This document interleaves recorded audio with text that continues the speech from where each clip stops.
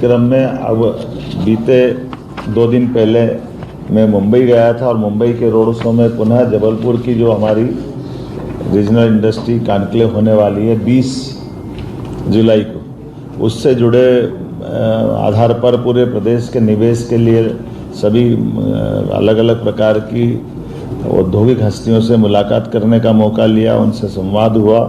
और ये जैसे हमने कहा कि ये पूरे प्रदेश के लिए अभियान चला रहा है, लेकिन रीजनल लेवल पर इसको बार बार मौका देंगे।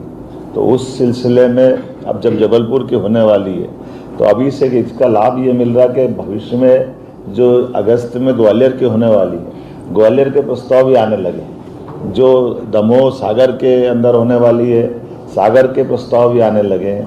इसी प्रकार से रीवा और जबलपुर के लिए भी बड़े पैमाने पर लोगों ने निवेश के लिए अपना, अनिल अंबानी जी तो स्वयं डिफेंस को लेकर के उन्होंने कहा मेरा जबलपुर का ड्रीम है और इसमें मैं काम करना चाहूँगा। हमने सबका स्वागत किया, सबको मौका देने के लिए। जैसे ये HK अग्रवाल ग्रेसिम इंडस्ट्री वाले, इन्होंने कहा लगभग 4000 करोड़ का हम निवेश करना चाहेंगे मैहर कटनी ज़िले में। इसी प्रकार से बैतूल, शहडोल, दमोह, पार्थ जिंदल ने 17,000 करोड़ के प्रस्ताव देने की बात कही है। महिंद्रा हॉलीडे, इसके MD और CEO ये सारे लोग आए थे जिनने बांधवगढ़, उमरिया आसपास के रिजर्व फॉरेस्ट में अपने ढंग से काम की बात कही है। कुल मिलाकर के इंदौर के बाद उज्जैन के बाद जब हम इस पे चल रहे हैं रीजनल इंडस्ट्री कॉन्क्लेव की तरफ, तो लगभग 35 से ज़्यादा निवेशकों के अलग अलग MD से CMD से इनसे व्यक्तिगत बात भी की, कॉमन रोड शो में भी चर्चा हुई। और जिस प्रकार का वातावरण बना है, एक तो अच्छी बात ये हो रही कि सीधे सीधे संवाद करने से कॉन्फिडेंस भी आ रहा है और उनको साथ की गई बातचीत के आधार पर पिछले संवाद में या पिछली बार बातचीत में कोई कठिनाई आ रही है, कोई विभाग के विषय आपस के, तो उनके लिए एक अच्छा प्लेटफॉर्म भी खड़ा हो रहा है कि एक बार आमतौर पर जब हम अपनी इंडस्ट्री की बात करेंगे तो वो फुल प्रूफ होना चाहिए, सभी प्रकार से कोई इसमें कठिनाई नहीं आना चाहिए। विभिन्न विभागों के समन्वय की दृष्टि से भी और निवेशकों की दृष्टि से भी और प्रदेश के हित में भी। और जो निवेशकों से हम बात कर रहे हैं उसमें इसी प्रकार से कह रहे हैं कि आपकी इंडस्ट्री हमारे रॉ मटेरियल के आधार पर प्रोडक्ट भी यहीं बनाए, यहाँ से केवल रॉ मटेरियल ले जाइए, इसके बजाय वो अपने लंबे दूरगामी दृष्टि से यहाँ वो अपना इन्वेस्टमेंट भी करे और यहीं वो प्रोडक्ट को निकाल के ले जाए। मुझे इस बात का संतोष है कि सभी सेक्टर में समान रूप से लोगों ने रुचि भी दिखाई और इस बात से सहमत हुए। तो खासकर 6 निवेशकों ने अपने अलग अलग प्रकार, वैसे तो 6 की गिनती करूंगा इसके बजाय, जैसे federation of Indian exports organisation के, उनके साथ राउंड टेबल पे बात की गई। विभिन्न 5 स्टार्टअप कंपनियों के प्रमुखों के साथ चर्चा की और ये भी निर्णय किया कि स्टार्टअप के लिए तो एक अलग से ही पूरा दिन भी करेंगे, क्योंकि हमारे लिए ये स्टार्टअप के माध्यम से उनके नवाचारों के आधार पर भविष्य में बहुत सारे सेक्टर में अच्छा काम होगा। मैं उम्मीद करता हूं कि जिस प्रकार से ये प्रयास किए गए हैं और ये अलग अलग संस्थाओं के साथ बात की गई, इसके रिजल्ट भी बहुत अच्छे आएंगे। तो रोज़गार परक इंडस्ट्री के बारे में भी हमने बात की, क्या इंडस्ट्रियाँ आए लेकिन रोज़गार ज़्यादा लेकर के आए, जितने रोज़गार लेकर आएंगे उतना उसका लाभ मिलेगा। तो मोटे तौर पर 20 जुलाई को जो जबलपुर में हमारी इंडस्ट्री कॉन्क्लेव होने वाली है, इसमें केवल जबलपुर नहीं, जबलपुर संभाग से लगा करके हमारा ये बगल का आसपास का पूरा क्षेत्र कवर करने की बात कही है।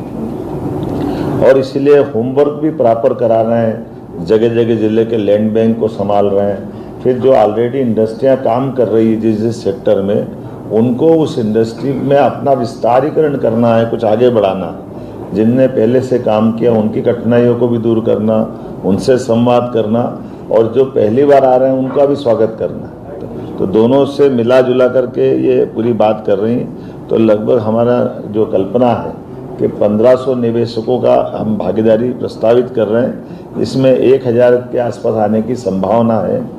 इसी साथ साथ जब अपने यहाँ प्रदेश के बाहर देश वालों से बात कर रहे हैं तो विदेशी निवेशकों से जोड़ करके भी भविष्य में जो हमको मालूम है आसपास के देशों के अंदर जो अभी वर्तमान के हालात हैं, ऐसे में से कई इन घटनाओं के कारण से ऐसे निवेशक अब अपने भारत में मध्य प्रदेश में संभावना ढूंढ रहे हैं। तो हमने ताइवान, मलेशिया इत्यादि विदेशी प्रतिनिधिमंडल के साथ भी मीटिंग की है। आपकी जानकारी में हुआ कि अलग अलग समय पे अपने भोपाल में भी यहाँ के विभिन्न काउंसलरों ने आकर मुलाकात की थी, वाणिज्य काउंसलरों ने, उसमें अमेरिका, इजराइल, ऐसे कई लोग आए हैं। इनके माध्यम से वहाँ के निवेशक भी आए, सरकार का परस्पर भरोसा बने, इस पे हम काम कर रहे हैं। साथ ही साथ जो अभी इंडस्ट्रियल बेल्ट हमारे यहाँ डेवलप है, उनके अंदर कोई सड़क है, इंफ्रास्ट्रक्चर के काम है, उस पे भी ठोस काम करते हुए जो बनी हुई रचना उसको अच्छा करना और नवीन इलाके डेवलप करना, ऐसे समान रूप से दोनों पे हम काम कर रहे हैं। इसी कड़ी में आगे जाकर के कुछ और दोबारा बाहर जाकर जैसे मुंबई में गए हैं तो भविष्य में कोयम्बटूर, इधर बेंगलोर, दिल्ली, अहमदाबाद, ऐसे और भविष्य के रोड शो भी होने वाले हैं, जिनके आधार पर वहाँ के निवेशकों को भी यहाँ आमंत्रित करके अपने यहाँ व्यापार व्यवसाय का मध्य प्रदेश समृद्ध, अब चूँकि हमारे पास बिजली, पानी, लॉ एंड ऑर्डर, ये सारी चीज़ें अनुकूल हुई है, तो स्वाभाविक रूप से फर्ज बनता है कि इस पूरे मामले में व्यापार व्यवसाय को बढ़ावा देने के लिए और आगे बढ़ा जाए। इंडस्ट्रियल जो ग्रोथ है उसमें बहुत अच्छी संभावना है, एग्रीकल्चर भी हमारी अच्छी हुई और अच्छी होने वाली है, लेकिन इसमें जब तक और इंडस्ट्री पे आगे नहीं जाएंगे तो इसकी संभावना पे हमको लगता थोड़ा ठहराव आएगा। मैं उम्मीद कर रहा हूँ कि एक तरह से ये जो हमने गतिविधियाँ प्रारंभ की, इसकी बात मैंने विस्तार से रख दी है। अब हम सब इस पर कोई आपके बारे में कोई सुझाव हो तो उस पर बात कर सकते हैं। ये पेपर भी आपको मिलेंगे। शुरू करें? मैं कुछ और बात बता रहा था कि जो प्रचलित हमारी अभी इंडस्ट्रियों का जो खास करके प्रोजेक्ट हैं जिन पर लोग बात काम कर रहे हैं, उज्जैन में जैसे विक्रम उद्योगपुरी जो मेडिकल डिवाइस पार्क है, ये देश के 4 मेडिकल डिवाइस पार्क में एक यशस्वी प्रधानमंत्री ने ये बड़ी सौगात दी थी और मुझे इस बात की प्रसन्नता है कि पूरे देश के अंदर सबसे बड़ा मेडिकल डिवाइस पार्क अगर किसी ने डेवलप किया तो मध्य प्रदेश ने किया। और उससे ज़्यादा आनंद की बात यह है, लगभग 1000 एकड़ ज़मीन में होने वाला ये एरिया आज की स्थिति में 99% से ज़्यादा भर चुका है। इसलिए इतनी ज़मीन और निकाल करके इसके सेकंड पार्ट पे भी हम काम कर रहे हैं। पीएम मित्रा अर्थात PM mega integrated textile and operation, ये अपना अप्रैल पार्क धार के लिए है और इसमें खासकर ट्राइबल के अंदर रोजगार देने के लिए ये बहुत अच्छी टेक्सटाइल इंडस्ट्रियों की बड़ी संभावना है धार जिले में बदनावर के पास, और इस पे भी हमारा काम प्रारंभ हो गया है। इसका क्षेत्रफल ही लगभग 1563 एकड़ का है, 1000 करोड़ का इस पे काम है। ऐसे ही मेडिकल डिवाइस पार्क के बाद में हमने ये manufacturing zone for power and renewable energy, ये इक्विपमेंट का नर्मदापुरम का होशंगाबाद वाला पार्ट है। ये लगभग 227 एकड़ में 464 करोड़ का है, ये भी बड़ा काम है। तो ये जो हमारा नर्मदापुरम का अर्थात पुराना होशंगाबाद जिला में एक बड़ी संभावना वाला क्षेत्र है। इसी प्रकार से हमारा चंबल का बेल्ट मुरैना में मेगा लेदर, फुटवियर और अलग अलग प्रकार से सीतापुर वाला पार्ट है, ये 222 करोड़ का 161 एकड़ में ये भी बड़ा काम हो रहा है। और कुछ अलग अलग एरिया निकाले हैं जिस एरियो के माध्यम से जो हमारे राष्ट्रीय राजमार्ग जा रहे हैं इनसे जोड़ करके इंडस्ट्रियल पार्क डेवलपमेंट करने का भी हमने प्लान बनाया है। जैसे Delhi Nagpur investment corridor, Delhi Mumbai investment corridor, Delhi Mumbai expressway, Varanasi Mumbai investment corridor जो प्रस्तावित है, ये 4 तो भारत सरकार की योजनाओं के साथ, इसी प्रकार से मध्य प्रदेश की योजना, नर्मदा एक्सप्रेसवे, अटल प्रगति पथ, चंबल एक्सप्रेसवे, इन सब के माध्यम से प्रदेश में बाकी गतिविधियों के साथ आर्थिक गतिविधियां भी बड़े पैमाने पे, बड़े अधिकतर लोगों को रोजगार मिले, ऐसे प्लान के साथ ये आज की अपनी प्रेस वार्ता आयोजित।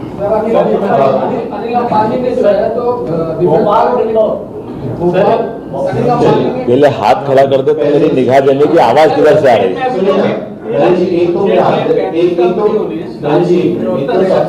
सबसे आग्रह है कि विषय से संबंधित प्रश्नों को रखें और एक एक करके हाथ रखिए, लगभग सबको मौका मिलेगा। सबसे पहले आपसे सर, आपने बताया कि मुंबई में आपकी मुलाकात हुई है अंबानी से, वहाँ पे डिफेंस को लेकर बड़ा इन्वेस्टमेंट आने वाला है जबलपुर में, तो एक वो क्या किस तरह का है, और दूसरा ओवरऑल क्या इसमें आप रोजगार सृजन को लेकर भी बात कर रहे हैं और कितना अनुमान लगा रहे हैं कितना रोजगार सृजन? देखिए, दोनों तरह की बात है। हमने तो कहा कि हमारे पास के जो लैंड बैंक है, लैंड बैंक को हम डेवलप कर रहे हैं और लैंड बैंक के आधार पर जो हमारी शासन की योजना जिससे औद्योगिक निवेश को बढ़ावा देते हैं, उसकी हमारी बनी हुई प्लान हम सामने रख रहे हैं। फिर वो उसमें उनके हिसाब से कुछ और एडिशन जुड़वाना चाहते हैं या उनकी कल्पना हमको जब शेयर करते हैं, तो हमने ये डायलॉग स्थापित करने का प्रयास किया है कि 1 to 1 करते हुए अधिकांश सेक्टर की अलग अलग भौगोलिक परिस्थितियाँ भी होती है, वहाँ की ज़रूरतें भी होती है, तो एक जैसे फ्रेम के बजाय हम अधिकतर लोगों का विश्वास ये कायम रखें कि सरकार कुल मिलाकर के आपके लिए पॉजिटिव है।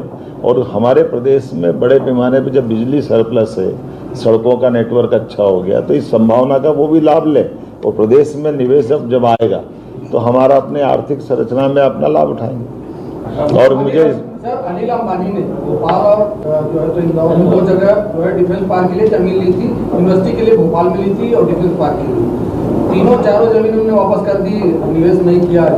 4-5 साल पहले की निवेश से पीछे हट गए। मेरा ऐसा कहना है, अब ये मैं इसको कैसे जवाब दूं, आप ही जानो। ये देखो भाई, वो लगाने आए थे, अरे हमारी तो सुन लो, हमारी तो सुन लो, हमारी तो सुन लो। हमने तो 10 लोगों को बुलाया, अब 10 में से 6 आए, 2 नहीं आए, तो नहीं आए तो वो हमारा क्या ले गए? कुछ ले गए क्या हमारा?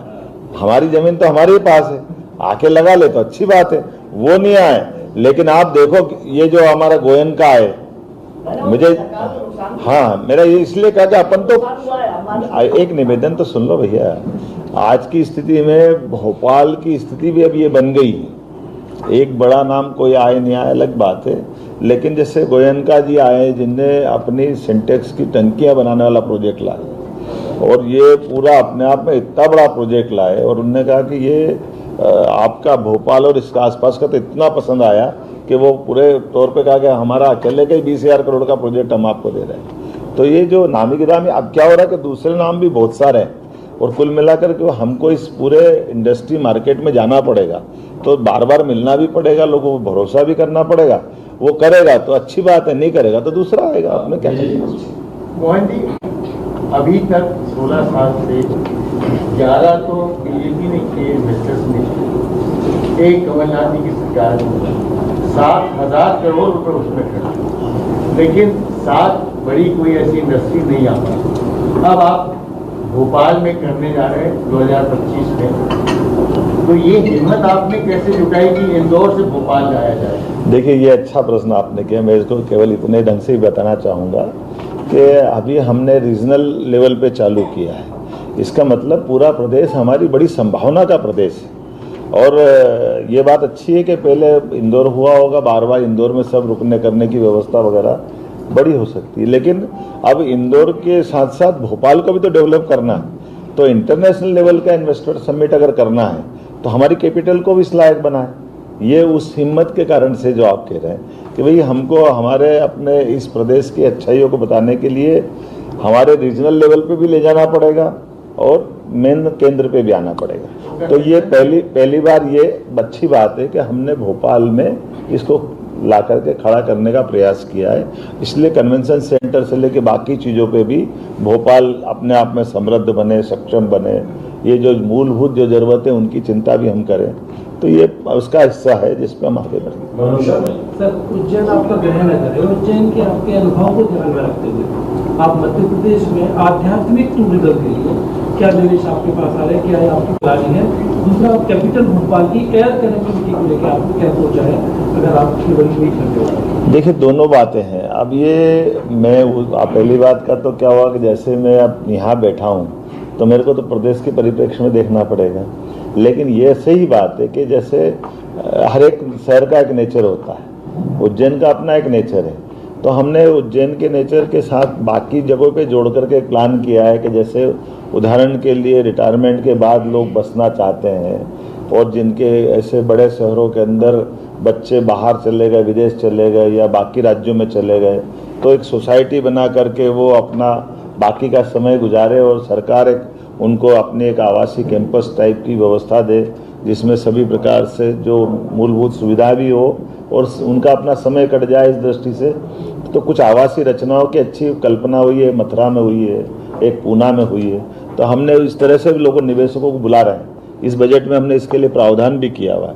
कि ऐसे निवेशक आकर के इस टाइप की कोई मल्टी स्टोरी कल्पना लाते हैं तो उनको भी हम जगह उपलब्ध करा रहे हैं और उसको भी प्रोत्साहन देंगे। तो अब ये आध्यात्मिक कहिए या सामाजिक, अब थोड़ा शब्द तो वैसा हो जाएगा, लेकिन कुल मिलाकर के सभी के हित की इस टाइप के प्रोजेक्ट को भी, आवासीय प्रोजेक्ट इस प्रकार के भी डेवलप करना है। भोपाल की एयर कनेक्टिविटी, भोपाल की हाँ, ये तो क्या हो रहा है कि इसमें मैं पहले अभी कार्गो हब के एक बड़े कार्यक्रम में गया था जिसमें हमने कहा कि मध्य प्रदेश के अंदर एक अच्छा सौभाग्य भी है कि हमारी मध्य प्रदेश की दूरी, हवाई दूरी 1 घंटे की डिस्टेंस पे सभी आसपास के बड़े महानगरों से है। ऐसे में जो कार्गो के माध्यम से बड़े पैमाने पे व्यापार व्यवसाय की संभावना चल रही है, तो मध्य प्रदेश भी वो हिस्सा हो सकता है।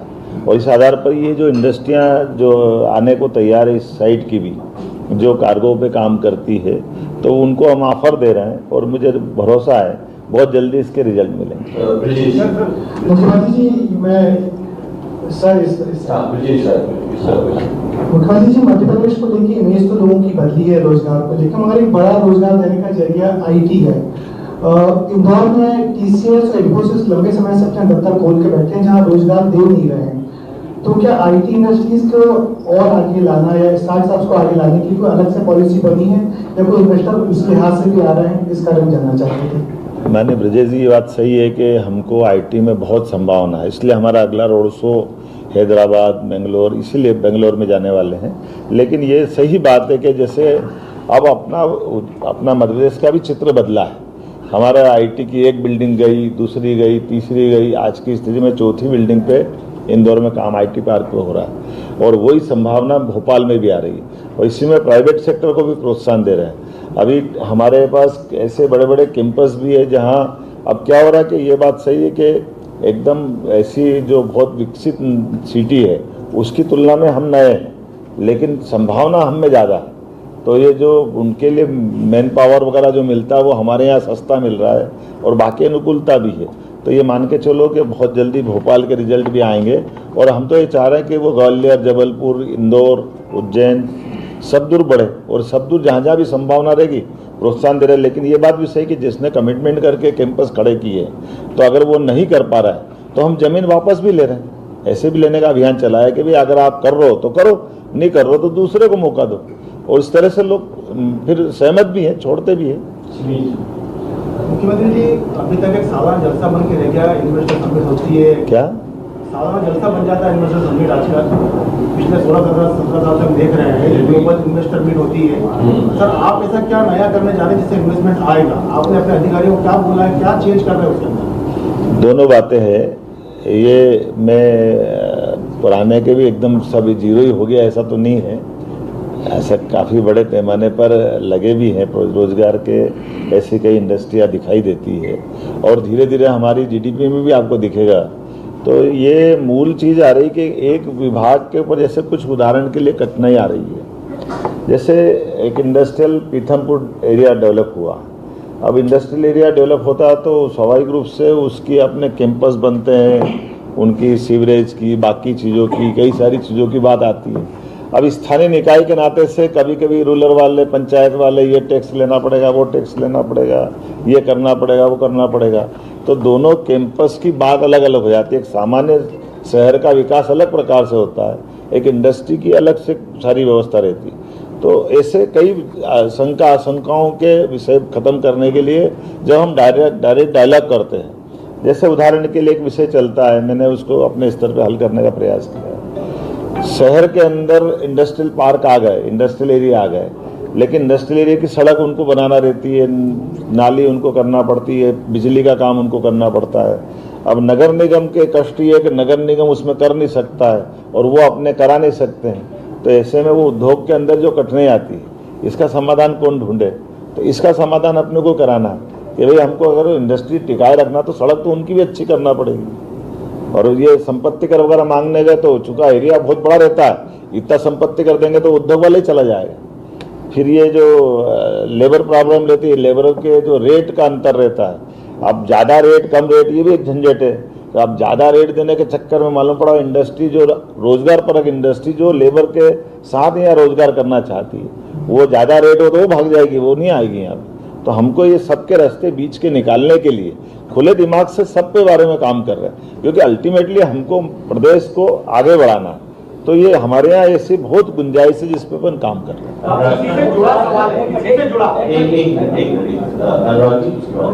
आपने ग्लोबल इन्वेस्टर काउंसलर्स जो हैं उनसे बात हुई है, बीच में आप बता रहे हैं अलग अलग देशों के आए, मध्य प्रदेश को लेकर क्या सिनेरियो है सर? कितने देखिए, ये जो विभिन्न प्रकार के आसपास के युद्धग्रस्त देशों के हालात बन रहे हैं, ये अलग अलग कारण से देशों की अलग परिस्थितियां बन गई हैं, उसमें चाइना शामिल है।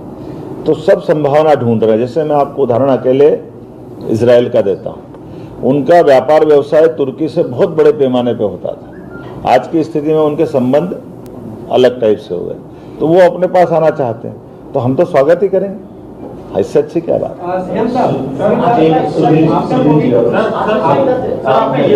सर आपने ये तो बता दिया कि इन्वेस्टर मीट के माध्यम से जो निवेशक इच्छुक है मध्य प्रदेश के अंदर कितना निवेश करना चाह रहे हैं, लेकिन रोजगार को लेकर कितने लोगों को रोजगार मिलेगा, ऐसा कोई लक्ष्य ऐसा निर्माण सरकार? मैंने क्या सुनाया सर, इसी में आ गया है कि जो रोजगार परक इंडस्ट्री और मशीन आधारित इंडस्ट्री दोनों तरफ से बढ़े।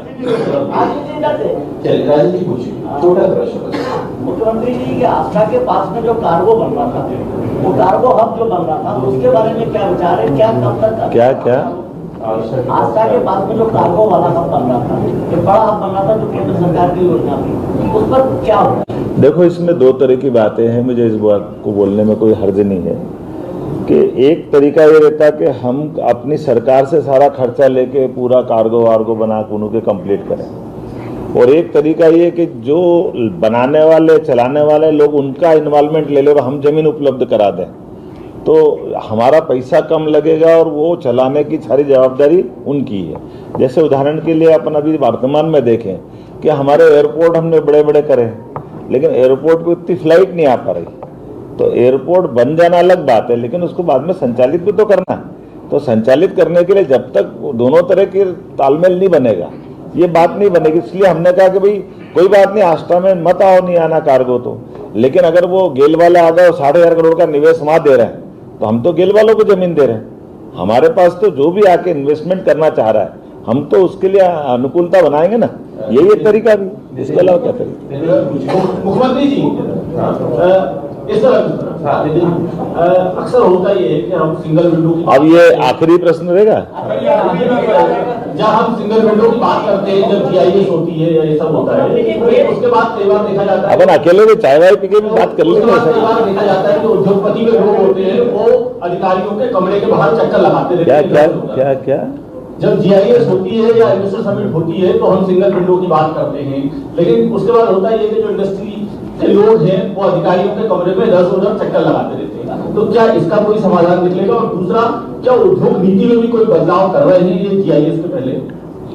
दोनों बातें, अभी आपके प्रश्न का उत्तर आपके माध्यम से निकल गया है। जो हमने कठिनाई महसूस की है उसी आधार पे तो मैं खुद समय लेके जा रहा हूँ। ये अधिकारियों के पास में आने जाने में कठिनाई आती है, सिंगल विंडो में दिक्कत आ रही है, तो जो जिनको दिक्कत आ रही है उनके अभी छोटे मोटे कर्मचारी मान लो यहाँ चक्कर लगा रहे, तो हमने तो उनके मालिकों से, उनके एमडी से, उनसे कहा कि आप लिस्ट बताओ ना आपकी क्या परेशानी, अगर जायज जिनाइन परेशानी है तो हम वही हल कर रहे हैं। और जो विभिन्न विभागों के साथ तालमेल कराने की बात, यही तो परंपरा अपन स्थापित कर रहे हैं कि आखिर क्या होता, केवल पहले एक दिक्कत आती है। जैसे उदाहरण के लिए मैं आपको एक उदाहरण देता हूँ, इंडस्ट्री डिपार्टमेंट करेंगे तो केवल इंडस्ट्री के पीएस बैठेंगे, लेकिन इंडस्ट्री में भी अब कैसी कैसी इंडस्ट्री हो गई कि हमारे यहाँ टूरिज्म की इंडस्ट्री हो गई, तो टूरिज्म के एसीएस को भी हमने बुलवाया। फिर ये जो आसपास की जो सर्विस देने वाले विभाग है, इन विभागों के साथ तालमेल कराने वाला काम भी अपना। तो अल्टीमेटली जो जिम्मेदार अथॉरिटी जब वहाँ जाती है, इनकी मैदानी तकलीफों को समझेगी तो उसका समाधान भी निकालेंगे। इसीलिए मैं समय लेकर के इस व्यवस्था को समझते हुए दोनों सब विभागों बीच में तालमेल कराने के लिए इंटरेस्ट लेके हम लोग बैठे भी हैं। हमारी सारी एक कॉमन हमारी ये एक तरह से ताकत है सरकार की कि ऐसे विभागों के बीच में आने वाले प्रश्नों के उत्तर भी हमको ढूंढना है और हम उसके हल निकालेंगे। एक सवाल ये है, आप एक अंतिम प्रश्न, उसके बाद ऐसा माननीय मुख्यमंत्री जी ने कहा है कि चाहे वे कुछ और कर रहे हैं। चलो एक बोल लो दोनों का साथ देते हैं। आप रीजनल कॉन्फ्रेंस को मैच दे रहे हैं, लेकिन क्या स्थानीय रोजगार के लिए भी कुछ तय किया जाएगा कि जो व्यक्ति जहाँ का है उसको वहाँ स्थानीय रोजगार। रामेश्वर जी, आपका मेरा ये है कि आप पिछले कई सालों से सरकार प्रयास कर रही है, मेले में जाते दुनिया भर घूमते हैं, जितने अब नए उद्योग नहीं आते उतने पुराने जो आप चल रहे हैं वो वाइड अप हो जाते हैं। देखो एक मिनट, आपकी बात हो गई पूरी।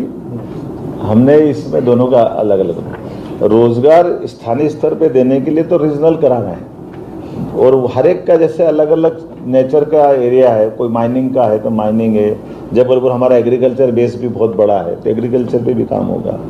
जो आपने दूसरी बात की उद्योग बंद हो रहे हैं या चालू हो रहे हैं, हम उस पर भी निगाह रख रहे हैं कि जैसे आपके ध्यान होगा कि अभी नहीं 25 साल पहले 30 साल पहले भी उद्योग अगर बंद हुआ है, और उद्योग के बंद होने से हमारी एक इमेज ये खराब हो रही कि लेबर और सरकार ये कोर्ट में केस लड़ रहा है।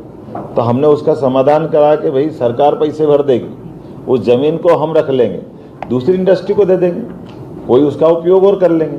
तो जो एक साख बनती है कि व्यापार व्यवसाय के साथ हमारे लेबर के प्रति भी जवाबदारी है, विकास के प्रति भी जवाबदारी है, अल्टीमेटली उद्योगपति के भी प्रति जवाबदारी है। तो ये तो सतत प्रक्रिया भी है। आज इंडस्ट्रियल पार्क बन रहा है, कल को कोई कठिनाई आएगी तो कुछ और भी बात आएगी, लेकिन ये लगातार करते रहना पड़ेगा। इस साख को मेंटेन करा। मुझे लगता है सारी बात आ गई।